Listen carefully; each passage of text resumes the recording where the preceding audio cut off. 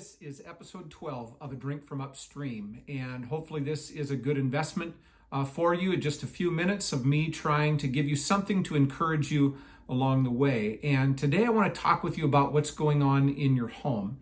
If you live by yourself, you could use this to encourage yourself, but if you live with others, a spouse, children, parents, then I want to encourage you to put these thoughts into action. So recently, I was leading a leadership lesson for our staff, and I was encouraging them to what their teams, as they're leading teams within the church, what their teams need from them.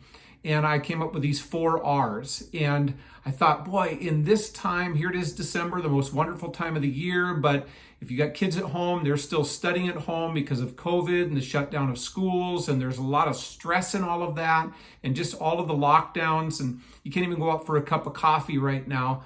And so I just thought this is actually something that we could use in our homes as well. So the 4 R's are relationship, reasonableness, resources, and rewards. So let me talk with you for just a few minutes about that. The first thing that the people in your house need from you is relationship.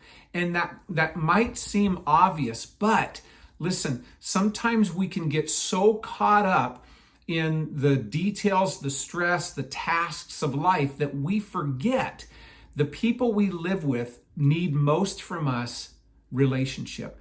And I heard years ago, Josh McDowell say, rules without relationship leads to rebellion. And I thought, man, that's powerful. And so first thing, friends, remember the relationship. And that relationship is based on love, commitment to one another, commitment to truth, walking in humility, just so relationship. So first thing that people in your house need from you is for you to nurture your relationship with them as a whole and as individuals. So that's the first R. The second R is reasonableness. And I was talking with our staff about we want to be pretty driven as a staff, like our foot is on the throttle. And so we're not letting up. We're trying to advance the work of God, and we're striving in God's grace to do this work. But at the same time, they need relationship from us, and the people we're leading need reasonableness. And so now transfer that into your home. The people that you live with need reasonableness. So when I talked with our staff, it was about it's reasonable to define the work, the tasks, the duties, the jobs that you're asking volunteers to do. They need the leaders to define the work. And that applies to you in your house as well. Define the work, define the time commitment, be reasonable about what you're asking of your family members, whether it's chores or whether it's schoolwork or whether you as a parent are working from home. And so your kids need you, but you can be reasonable and say, kids, give me 1 hour to be able to focus on what I need to focus on, and then we will spend time together. So that's reasonableness, that's relationship. Also under reasonableness is to not just tell people, but to train people. So don't just tell people what to do in your house, train them, show them, work alongside of them, train them what to do. Also under reasonableness is to be organized. Now, of course, as we're talking about leading and staff, a church cannot fly by the seat of everybody's pants. We have to be organized.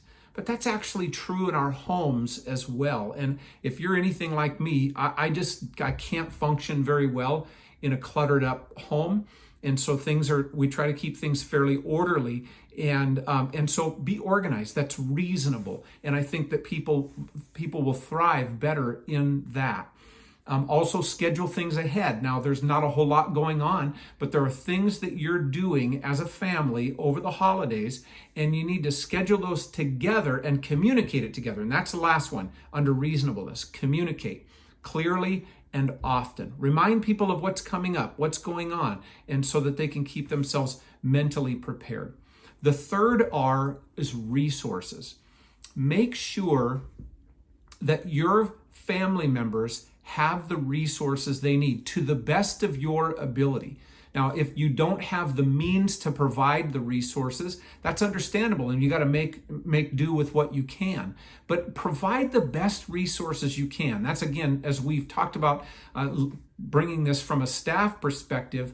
For myself as the lead pastor, the heart of our elders is to resource our staff with the best tools that they can have so that they can lead well. So we don't want to be handicapped because we're not providing the resources. So think about what your family needs as far as workspace, school space, as far as the tools necessary for the work at hand.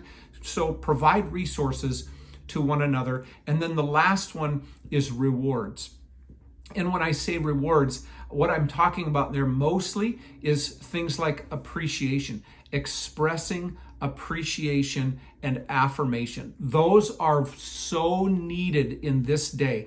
If you're prone to perfectionism, oh, please don't always point out the one thing that could have been done better. Affirm the good things. Express your appreciation for even when your kids are doing things for you, when you're doing things for them. This should just be a normal thing for us. Remind people in this whole reward thing that what they're doing is not really for you. It's for the Lord. Whatever you do, work at it with all your heart as if it were for the Lord. And so rewards are a big thing. Yeah, it can be a prize or a gift or a monetary, amount, some sort of amount of money. But really, rewards is about affirmation and appreciation. So, and that's what I think would be a great investment in your family in these days. So practice these 4 R's, and I'll bet that the atmosphere improves some in your family. God bless you.